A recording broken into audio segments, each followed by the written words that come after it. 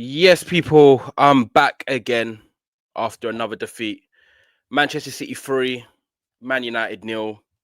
We lose the Manchester derby, and God, I feel stressed. I feel friggin' stressed. These players, the manager today as well, with some of his decisions. Guys, man, it is gloomy at the moment. It is so gloomy. It is so frustrating to be a Manchester United fan because do you know what, right?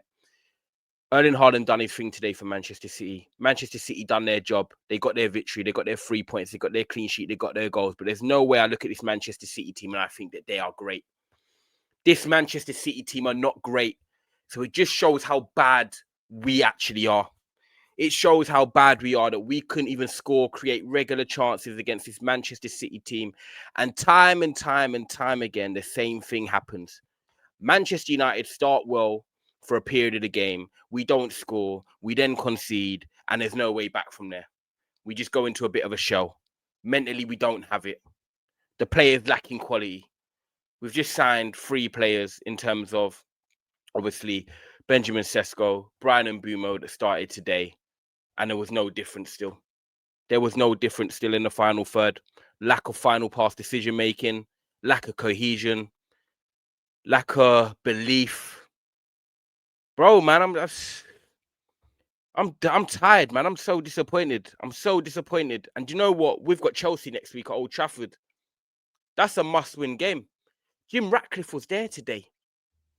And they showed him in the last 5 minutes of the game. And he just looked like, yeah, do you know what? I don't even know what to do at Ineos. I don't even know what to do at this football club anymore. Do I sack the manager and get someone else in? Do I ride the wave for a bit longer? I can't get rid of any more players. I can't buy any more players. Manchester United, I'm sorry, but there was a reason I said top 8 was realistic at the start of the season. Why I said top 8 was the place that Man United should be aiming for, and top 6 would be, yeah, a good season. And I hope you guys are seeing it now. We've beaten Burnley, we've lost to Arsenal, we've drawn with Fulham, and now we've lost to Man City. And still, one thing that remains in this football team, apart from the Burnley game, is that we are just not scoring goals. We're not scoring and creating enough clear-cut chances. I'm actually at this point, right, where we've got rid of Rasmus Højlund. He scored in his debut for Napoli. We've got Benjamin Sesko in for big money from Leipzig. And now I don't know whether I think he's crap or we just don't know how to play with a striker or both. Because he was not great at all today, and he's not been great since he's come on the pitch on making substitute appearances and stuff like that. But in Manchester United today, the amount of times he got into good positions and we wouldn't try and find him or we wouldn't put crosses into the box, we might as well play with 10 men. We might as well play with 10 men the way this team is set up to try and create for the striker, because it's just not happening. And I'm thinking, how the hell did Gyökeres score 50 plus? Because that must show that that Portuguese league is rubbish. Because what Amorim is trying to implement is the same thing that made him successful at Sporting Lisbon. And I just don't know. I don't know. I keep saying I'm going to give Amorim time. I believe that there's glimpses, there's moments where I see something, but then one goal gets conceded, the plan goes out the window, mentality breaks down, the players then look like this formation is just not for them, and this manager's not going to change it. So, like, what do we do, guys? What do we do from here? Am I just basically now in a hopeful era where I'm hoping that we win every week? I'm hoping that we win this game. Because that's what it basically is at the moment. I'm going to go to Chelsea and I'm going to hope that we win. We're going to go to Brentford after that, 12:30, and I'm going to hope that we win. We're then going to play Sunderland at home and I'm going to hope that we win. I'm not actually saying, yeah, we're going to win. I was actually quite confident going into this game against Manchester City today. The Cunha injury broke me a bit because I thought he was tailor-made for this. This is the type of game that Cunha would have thrived in. But let's be real. If Cunha was on that pitch, would the result been any different?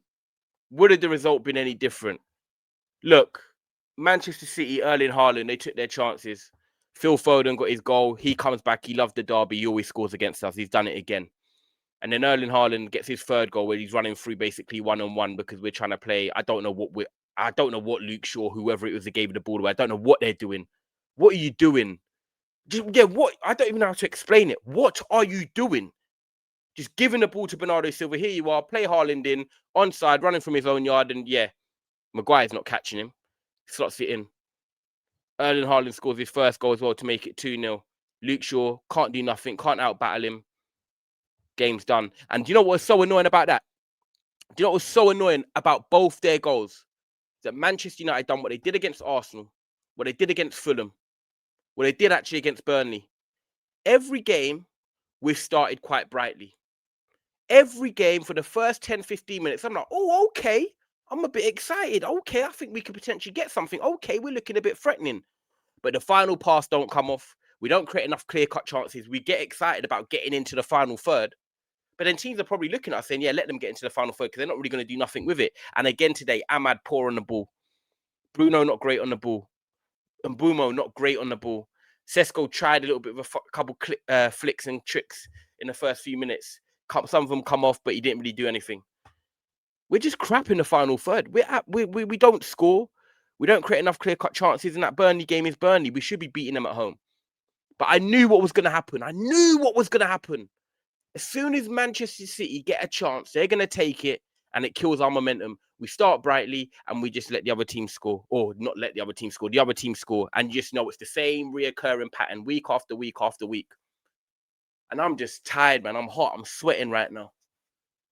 Because it's just becoming frustrating seeing the same thing happen every week with this football team. You look at the midfield and Man City just had Doku and Foden tucking in and they were just bossing the midfield and getting space in behind our back three because they were pulling them out of shape.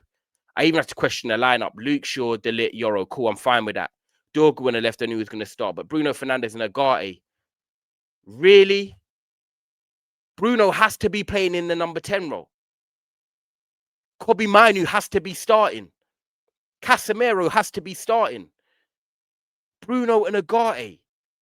What type of midfield is that? No retention, really. No composure. No quality in that position. Bruno can do quality in the final third, but not in that position. And then he started Mazraoui as well, where Ahmad should have been. Ahmad should have started wing back today. Mazraoui's hardly kicked a ball for this team this all season, and you put him in against Manchester City. And look, I like Mazraoui. I think he's a good player. But as a wing back in the back five, I'm sorry, no. No, no, no, no, no. Ruben Amorim, what were you doing with this lineup, man? As soon as I saw it, I was like, no. Ahmad wing back, Bruno in the 10, Kobe alongside Casemiro. And I reckon we would have been better today than what we saw on that pitch because I've just picked a better team than what we've seen right there. That was the team Ruben Amorim decided to pick. So that team is on you, Ruben Amorim, and I don't know why you picked it. You're our manager. You're the guy that we're meant to believe in. You're the guy that we're meant to get behind. But I can't get behind that. None of the fans could have got behind that. They saw that and they knew straight away. It didn't fill us with confidence. It filled us with concerns. Why have you picked him? Why is he not starting? So already you're planting seeds of doubt into the Manchester United fans' minds when you're playing this team.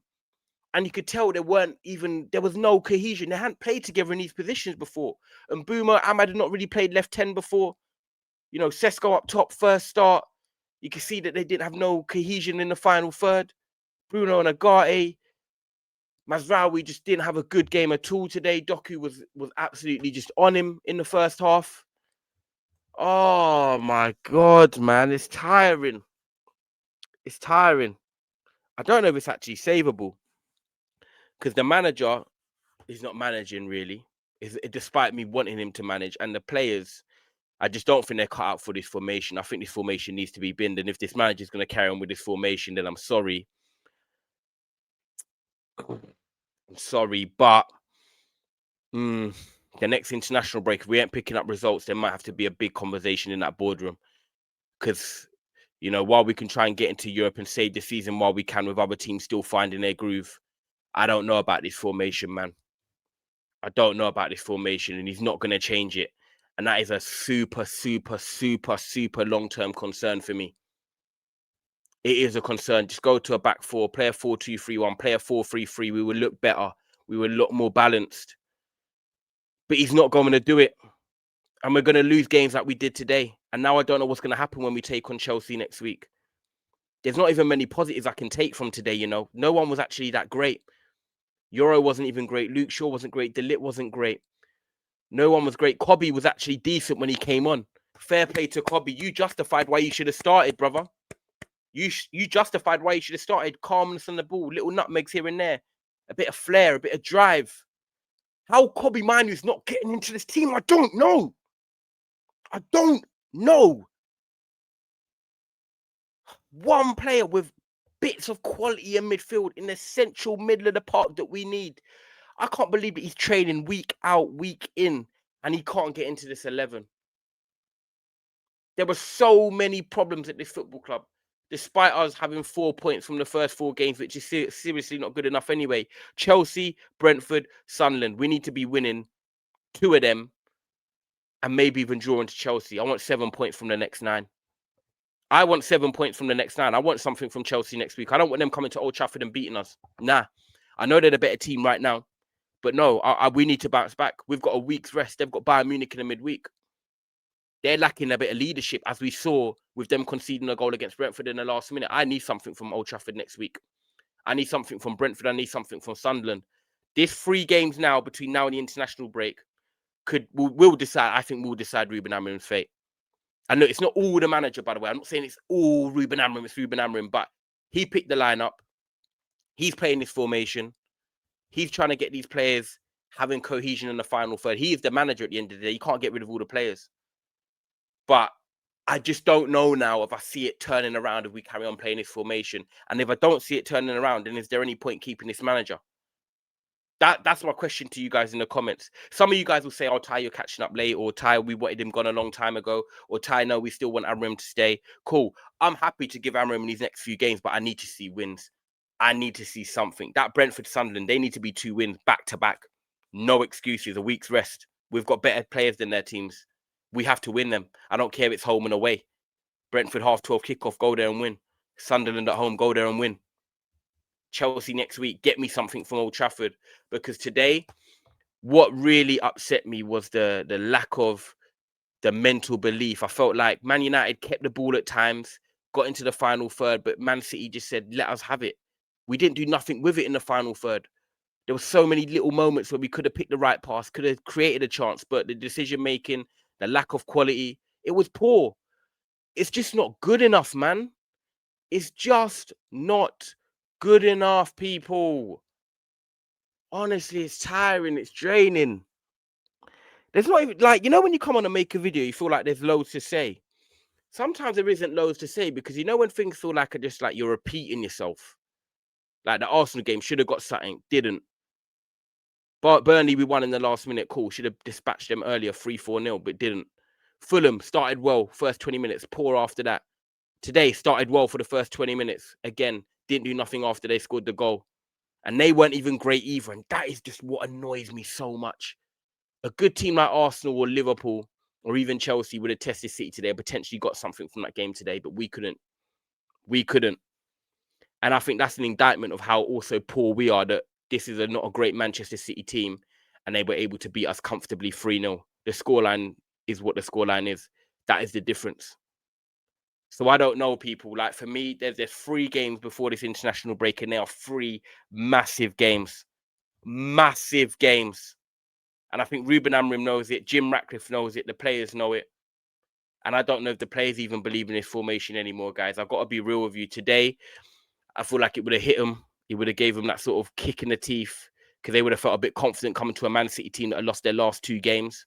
We've still not won back-to-back games under Ruben Amorim in the league. And again, I think there's a better team to be picked in that starting 11, and we just haven't done it. So, guys, I don't really know what else more to say. Lack of quality killed us.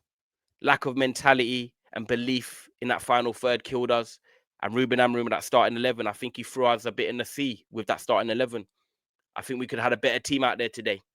And maybe in that first 20 minutes, we might have been better. We might have been more clinical. But what do I say, man? Man United know what we need. We know we need midfielders.